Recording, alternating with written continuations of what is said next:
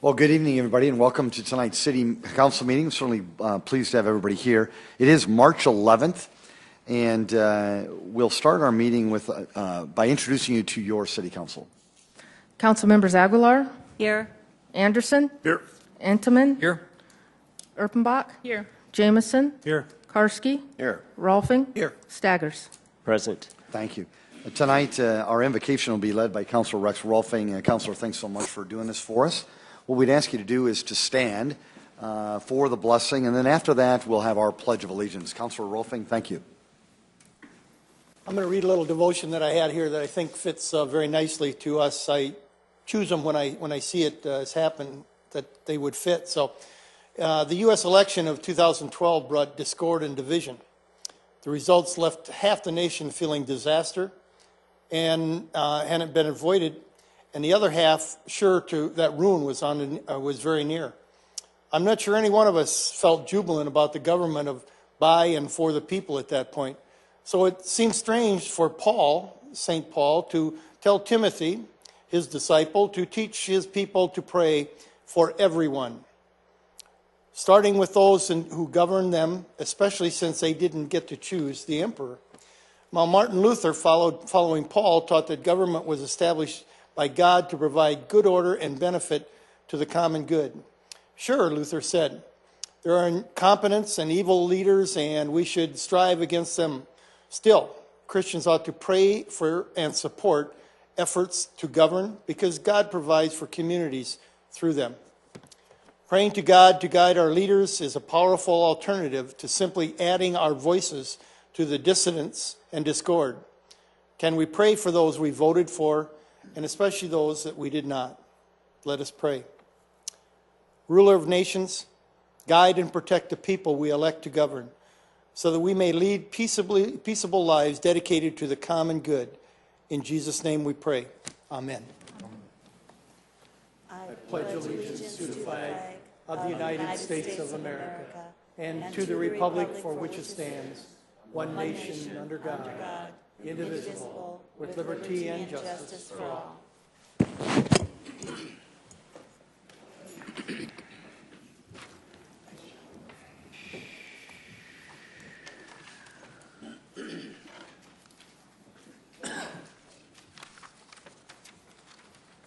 Well, good evening, everybody. I do have a proclamation to read. It is as follows. Whereas the Big Sioux Aquifer underlies approximately 1,000 square miles, and together with the Big Sioux River provides water to communities in southeastern South Dakota. Whereas, thank you.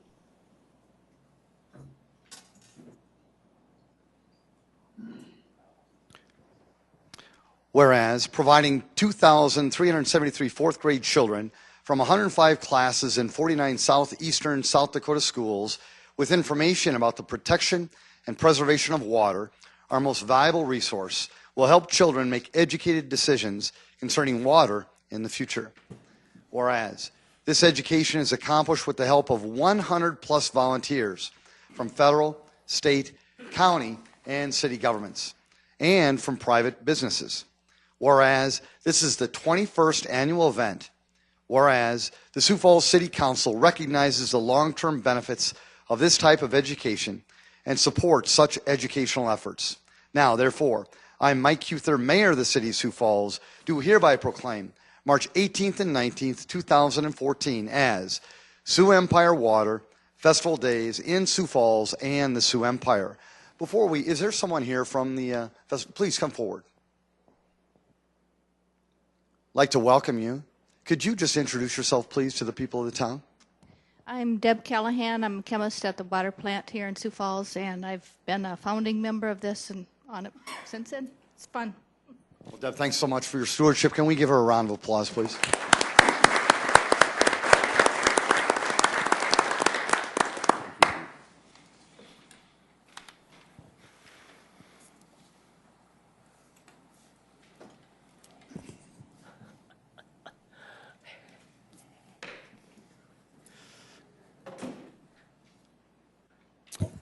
Well, thank you. We'll now move on to our consent agenda. Council, any motions or changes to the consent agenda? Move to approve Anderson. Second. Councilor Anderson Jr. has made a motion to approve our consent agenda, seconded by Councilor Aguilar. Is there any discussion? Councilor Staggers. Yeah, I'd like to pull 2 items from the consent calendar. Very good. The first item would be the Northwest Sioux Falls Park/School agreement for land acquisition at $416,213. And then the second one is Lions Park improvements at $353,379. Very good. We'll discuss those items later. Council, any other changes or things you'd like pulled? Very good. A roll call vote, please. Councilmember Staggers, Yes. Aguilar, Yes. Anderson, Yes. Intamin, Yes. Erpenbach, Yes. Jamison, Yes. Karski, Yes. Rolfing. Yes. Thank you. That has passed 8-0. Now going to move to our regular agenda. Council, any changes to that? Move to approve Entman. Second, Rolfing. Councilor Edmonds made a motion to approve our regular agenda tonight, seconded by Councilor Rolfing. If there is no discussion, a roll call vote, please. Councilmember Staggers, Yes. Aguilar, Yes. Anderson, Yes. Intamin, Yes. Erpenbach, Yes. Jamison, Yes. Karski, Yes. Rolfing. Yes. Thank you. That has passed 8-0 as well. Again, welcome to our council meeting tonight. Before we go on with the rest of the meeting, this is a great opportunity for you to engage the city council. Come on forward. All you have to do is just introduce yourself to the people of our town, and we'd ask you to just keep your comments to 5 minutes or less. Would anybody want to engage the council? Welcome. Welcome. Good evening, Mr. Mayor and Hi. council members. Charlie Roberts. I'm representing Spellerberg Park. The handout is being together. Apart. Thank you. Good job. All right. Not a little together. Okay, thank you.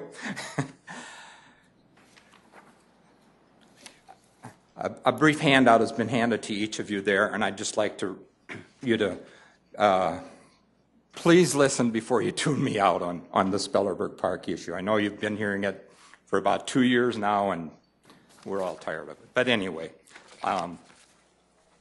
we, the petition gatherers, spoke face-to-face with some 12,000 people who desire to keep the traditional outdoor pool at Spellerberg Park. They were not all residents of Sioux Falls, but they all knew the location of the Veterans Hospital and the park. And overwhelmingly, they spoke of parking issues, ease of access, other activities, and room to expand. These are the very things that the hired consultant said were needed, and they're not available at Spellerberg Park. The Safe Spellerberg Park initiative is not now and never has been opposed to an indoor pool.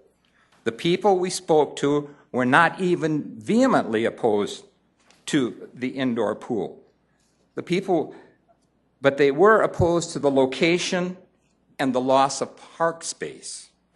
And it has been very interesting to find out that even indoor pool proponents were not sold on that exact location. How sad. It's been interesting to find that out, and they have fought tooth, and they are fighting tooth and nail, and I can't blame them because they want an indoor pool. And that would be nice, but how sad to feel that we have to destroy Spellerberg to get to that. I believe both issues can be satisfied by you, the council members, working together for the people. The chamber has come out in support of an indoor pool. I don't believe they said it has to be Spellerberg, but they did come out in support of an indoor pool. The Argus Leader has applauded the Sanford Sports Complex and its many activities and the many events that are going on there out there now. It's also adjacent to the bike trail, which nearly surrounds the city, which you've been working on. It's next to the Sioux River, which is being developed for water activities, which you're also working on. And additionally, the president of the Snow Fox swim team stated, when asked about the complex, said, it could be a good fit. But now you should have asked, how? Think outside the box. Money that was previously available for the outdoor replacement at Spellerberg Park was moved to an indoor pool facility, meaning the need to borrow several $1 million to accomplish what the citizens are not asking for. In other words, we took it here, we put it over there, and now we're saying, give us more money so that we can do what the citizens don't want. Move the $6 million back. Let us have our outdoor pool, keep the park as it is. Sorry, get a little nervous. Move the $6 million back, replace the traditional pool, which the citizens are voting on to keep. You're the representatives of the citizens of Sioux Falls. You can partner with the swim teams, as you did at the ice hockey and the tennis associations, to build the indoor swimming pool. The swim teams, now this may not be exactly right, but I'm going to say it anyway, the swim teams have raised a good amount of money. And, you know, it may have been just for advertising or whatever, but anyway, if that money were used to get what they want instead of fighting what the citizens have indicated they want, you have the ability to save everybody millions of dollars, because we'd both be winners and we'd all be happy. Thank you. Mr. Roberts, thank you very much. Thank you. Folks, would anybody else like to engage the council? Welcome.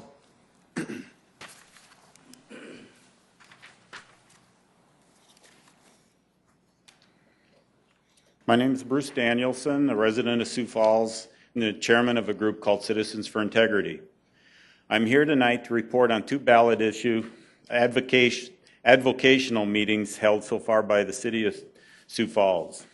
These biased presentations are designed to confuse the voters and to harm the initiative and referendum process. Prior to the first video last night, City Director Don Kearney read a statement attributed to the city attorney. The statement reiterated the city's attorney's approval of the video presentations. After the first video was completed, I read a statement for those in attendance to explain why we disagree with the presentations and to ensure an open dialogue. After the ending of the presentations last night, I was approached by a city employee, Shauna Goldhammer, and I was informed my disclaimer would be addressed.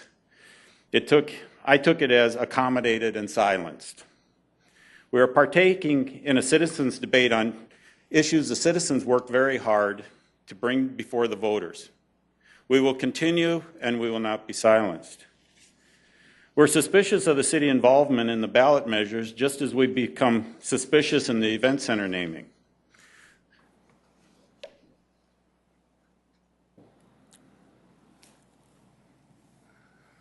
I don't know how to adjust this so that you can see what I'm trying to say. Don or Chad, would you help Mr. Danielson, please, or somebody? Thank you. Go ahead, Bruce. As I was saying, we're suspicious of the city involvement in the ballot measures, just as we've been suspicious in the event center naming. The EC naming is a curious process. It has many different aspects never made clear. On SouthDakota.com last night, the timeline became clear why we the people have not been able to trust the word of this city government. Prior to June 12, 2012, the city doesn't renew their naming contract with superlative. June 12th, Director Smith talks about hiring legends to help secure a title sponsor in a council informational meeting.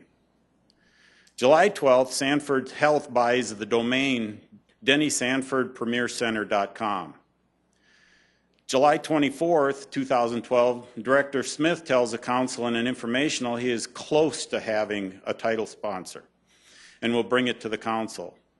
Then on August 2nd, EC title sponsor announced.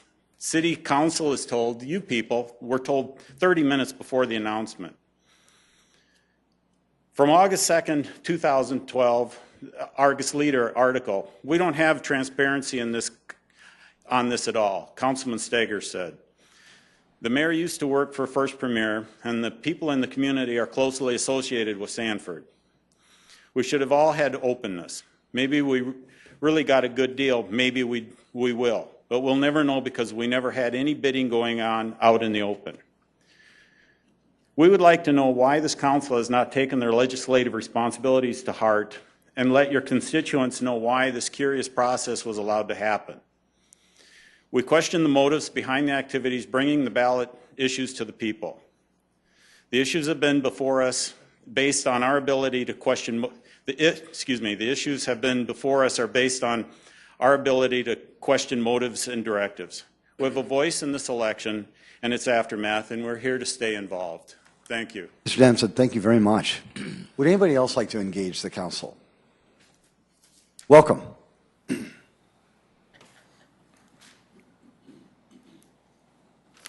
Tim Stanga. I also went to the meeting last night. Well, I tell you, I've never seen such a one-sided. This really was really prepared by just one person, really. Had to come straight from the mayor's office on preparation on trying to figure out how we're going to tell the people, well, not tell the people the truth on between the outdoor and the indoor. It just sort of reminds me going back to the event center on how the citizens were lied to about the event center. And it's no different with the indoor, outdoor swimming. Because in the ballot, it states it's an outdoor pool. It has nothing to state that it's an indoor pool. I don't have a problem with an indoor pool, but I want to partner. I don't want to own another facility that we have to put money into. Because obviously the people that are behind building the indoor pool, like the swimming, and probably the people that have a little bit of money that think we need one, know that it's not going to be able to stay open without the city being involved, owning a facility. I just wish that we could come out and be honest with the people. This is the most dishonest. I have never seen so much dishonesty on two issues. And it's a city council's job to make sure that this is honesty. And I look back at last week's meeting. It just showed, really and truthfully, the people of Sioux Falls who's behind everything and who's pushing everything in this city. And I'm hoping that the city council will step up and be there for everybody in Sioux Falls and not just a select few. Thank you, Mr. Stenga. Is there anybody else who wanted to engage the council? Welcome.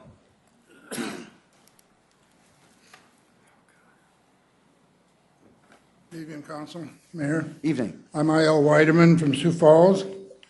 I have to stand behind everything the gentleman before me said. I don't understand why they want to destroy another park. Why don't they put this swimming pool out where they now have, or they're going to have 2 ice rinks or 2 ice sheets of ice where they have all the rest of it. That's the sports complex out there. Let them put another outdoor pool in Spellberg, which has been there for years and years and years. The other question that I have is how, I've been gone off and on for too much time, but this new business, why is this being brought up tonight again? It's supposed to be the first, this number 11. Thank you, Mr. Weinerman. Thank you, sir. Folks, is there anybody else who wanted to engage the council tonight? Well, we truly thank you for your comments. We appreciate it. And we'll now move on to the rest of the meeting. Item number 8, please. Excuse me, sir. We Oh, no, I'm sorry. have Councilor Staggers. Mm-hmm. Councilor Staggers, let's go to your 2 items. The first one was involving Northwest Sioux Falls Park/school site. Sure. And would somebody be willing to come forward on that? Don, thank you. Councilor Staggers, please go right ahead. Yeah, Don, one of the reasons I was interested in this expenditure is that it seems like that we do have kind of a formula, a park formula, so to speak, where we're going to try to have a park half a mile from every house. Is that basically right? It's a planning goal. Yeah. To have a park within a half mile of every residence. The only problem, though, is when you drive around the city, I do see a lot of parks, but I see a lot of empty parks. Now, I also see other parks that are very, very busy, like Avera and Harmadon and Sherman Park and things like that. So, hey, that's great, but we have so many that are just sitting there not being used, and we're maintaining them. So I guess my concern is that before we build a park, instead of following a bureaucratic formula, half a mile from every house, that we ought to try to figure out if the park is actually going to be used. Can you respond to that? Yeah, the other thing I would mention as it relates to the acquisition of the land, we typically don't go in and actually develop it until the rooftops are present to be able to support the use of the park. And so just because we're acquiring it now, it doesn't mean that we're actually going to develop the park for use. And so with the school going out there, typically the rooftops follow, but we typically wait until there's ample number of residential housing units out there to really support and justify the development of the park at that time. So if that helps, I don't know. Okay. Now, this particular park, when do you anticipate we would actually start building it? What we would probably do is probably wait until, again, we saw the development, but I'm thinking it's probably 4 or 5 years potentially out before we actually build it. Okay, okay.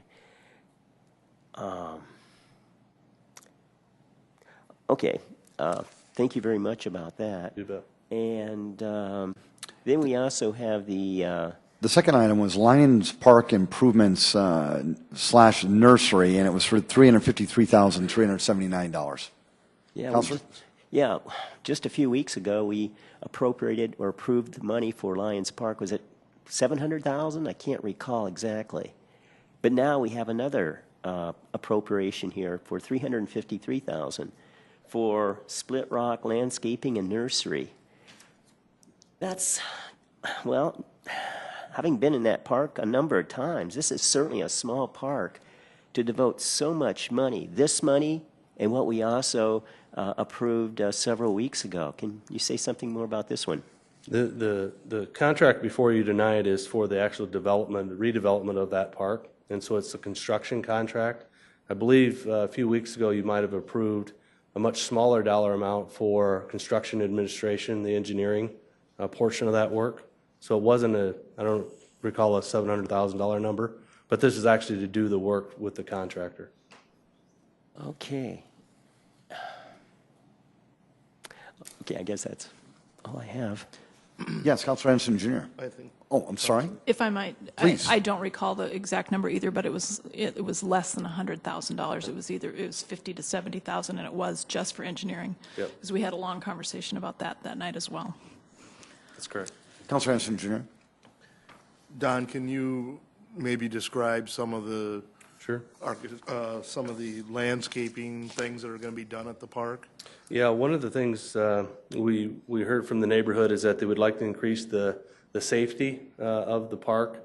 They'd like to have better sight lines into the park so that as the police department drives by, they can see into the park. And so we're actually going to cut some of the hill down on the north end of the park. We're also going to provide some additional lighting.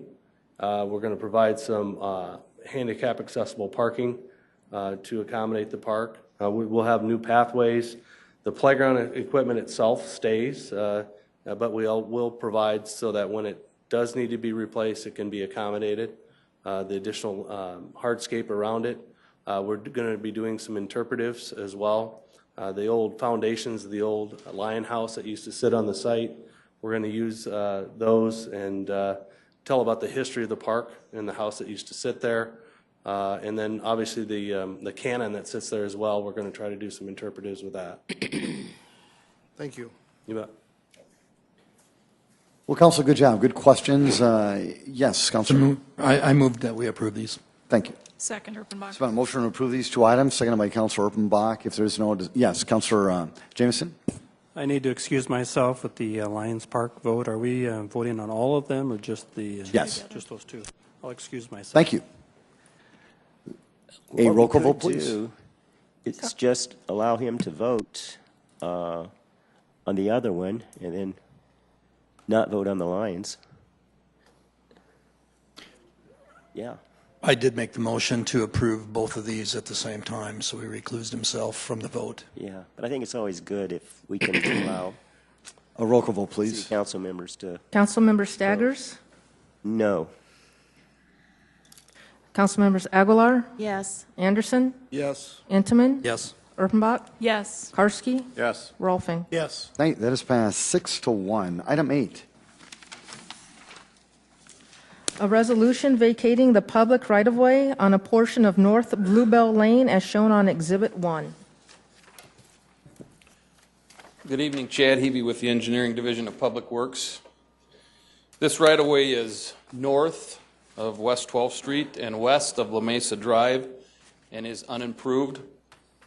It does not contain any utilities, and a utility easement will not be maintained. If vacated, the right-of-way will be replatted and developed. At the previous meeting, there was a question regarding a secondary access into this subdivision, and I just want to pull up another figure.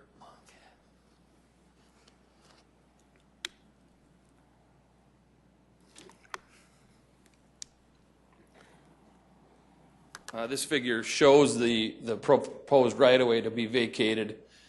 The area in blue on the right, a portion of that is right-of-way, the portion that runs north and south, and the piece that goes back to the east, we are currently working with the developer to turn that into a secondary access for the subdivision. So we're well aware of the issue and are addressing it. And engineering recommends approval. Chad, thank you. Folks, did anybody want to speak to this item in the audience? Thank you. Yes, sir. Welcome. Come forward. Mayor, Council, Yes. Mike Runge. I'm a member of the development and just here to answer any questions you might have. Thanks, Mike, for coming in. I appreciate it. You bet. Council, any questions or motions? Move for approval, Anderson. Second. Karski. Councilor Anderson Jr. has made a motion to approve this item, seconded by Councilor Rolfing. Mike, thanks for being here. If there's no discussion, a roll call vote, please. Councilmember Staggers? Yes. Aguilar? Yes. Anderson? Yes. Intiman? Yes. Erpenbach? Yes. Jameson? Yes. Karski? Yes. Rolfing? Yes. Thank you. That is passed 8-0. Item 9. A resolution approving the release of permanent easements located in Track 2 of the Missouri Basin Municipal Power Agency addition to Sioux Falls, Minnehaha County, South Dakota, except Lot H1 and except Come and Go First Edition.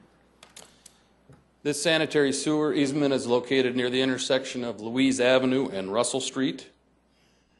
In 2003, the sanitary sewer line that was in the easement was relocated to the public right-of-way, and this easement is no longer needed. And engineering recommends approval. Chad, thank you. Did anybody want to speak to this item? Very good. Council? Move approval, Rolfing. Second, Anderson. Councilor Rolfing's been a motion to approve this item, seconded by Councilor Anderson Jr. If there is no discussion, a roll call vote, please. Councilmember Staggers? Yes. Aguilar? Yes. Anderson? Yes. Intiman? Yes. Erpenbach? Yes. Jameson? Yes. Karski? Yes. Rolfing? Yes. Thank you. That is passed 8-0. Item 10. A resolution approving the release of a utility easement located in Lot 1 of Hotel Addition to the City of Sioux Falls, Minnehaha County, South Dakota. This utility easement is located near the Sanford Medical Complex. It is just south of 18th Street on the east side of Grange Avenue. This portion of the utility easement does not contain any utilities and has been requested to be released. If it is released tonight, a pier will be constructed in this area to support an elevated walkway between the new hotel that's under construction and the Sanford Medical Facility. And engineering recommends approval. Chad, thank you. Did anybody want to speak to this item in the audience? Very good. Thank you. Council? Councilor Staggers? Yeah, just to clarify, Chad, is Sanford paying for that walkway across? Yes. Okay. Yeah. Move for approval, Anderson. Second, Jameson. Councilor Anderson Jr. has made a motion to approve this item, seconded by Councilor Jameson. If there's no further discussion, a roll call vote, please. Councilmember Staggers? Yes. Aguilar? Yes. Anderson? Yes. Intiman? Yes. Erpenbach? Yes. Jameson? Yes. Karski? Yes. Rolfing? Yes. Thank you. That is passed 8-0. Item 11. A motion to reconsider past motion to defer until April 1st, 2014 meeting, an ordinance of the City of Sioux Falls, South Dakota, amending the Code of Ordinances of the city by revising Chapter 37 to amend the tax incremental district application. This was deferred at the March 4th, 2014 City Council meeting with a vote of 5 yes, 3 no. Very good. Councilor Karski? Yes, Mayor, thank you. Last week when we made this motion for April 1st, it was before we had further discussion and from the request of other councilors to have a working session to discuss this issue as well as the Prairie Meadows development as well as our capital surplus that we were presented with today. So there's two motions here. One's to reconsider, which we would need a second for, and then the second would be to change the date. And again, our working session to discuss the TIF and the different parts that are going on in there, as well as the others, would be on Thursday, April 10th. So when we're ready, I will make this motion unless we have to take any input. So I'll make the motion now, I Thank guess. you. Second, Entenmann. Okay, Councilor Karski has made a motion to reconsider the prior motion from last week, and there was a second by Councilor Entenmann. There's been discussion. Yes, Councilor Umbach. I just, in the interest of clarity, and because a member of the audience did ask, if someone would just walk through why it is this can be reconsidered in the way that it's being reconsidered. If someone could do that for us, that would be nice. Thank you. David, you want to give that a shot? Thank you. City Ordinance Section 30.016 Part E provides that a motion that has been passed at a prior council meeting can be reconsidered at the next council meeting. And the person who was in the prevailing party, so to speak, on that motion must make the first motion, then any one of you can second it. So this is according to ordinance. Thank you, David. Appreciate that. Councilor Umbach, good job. If there is no further discussion, let's have a vote on the reconsideration first. Councilmember Staggers. No. Aguilar. Yes. Anderson. Yes. Entenmann. Yes. Erpenbach. Yes. Jameson. No. Karski. Yes. Rolfing. Yes. That is passed 6-2. Councilor Karski? Now I would make a motion to, since there's going to be a lot of discussion on the TIF issue, and we're not too sure from where it started originally with listing the investors to actually coming right out and denying the ability to individuals to be investments in projects that may involve a TIF. I'm going to move that we defer it indefinitely, and then whoever wants to after our working session can bring back any sort of revised ordinance that they may wish. So this is just a deferral of something that's changed a few times over the few weeks that we looked at it, and just allow anybody that wants to bring it back after a work session to do it and bring it back fresh. I'd second that. There's been a motion to defer this this item indefinitely. It's been seconded by Councilor Erpenbach. Yes, Councilor Jameson. I'd just like to acknowledge the council's efforts to get this into a work session. We started this back, I think it was in October of last year. So it's really good that we can finally get it to that point and I think have a good discussion. So thank you. Very good. Any other discussion? A roll call vote, please. Councilmember Staggers. No. Aguilar. Yes. Anderson. No. Entenmann. Yes. Erpenbach. Yes. Jameson. Yes. Karski. Yes.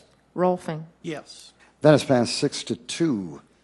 Council, any other items to discuss tonight? Very good. Dick. Councilor Staggers, I know you have some students in the audience. We're very fortunate to have some USF students in the audience tonight trying to get some extra credit. If you wouldn't mind standing, we'd love to acknowledge all of you for your efforts tonight.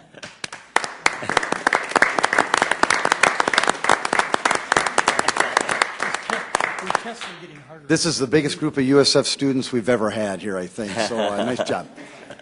Move to adjourn. Council, there's been a motion to adjourn by Councilor Erpenbach, seconded by Councilor Entenmann. All those in favor say aye. Aye. Opposed? This meeting is adjourned, Sioux Falls. Make it a great night.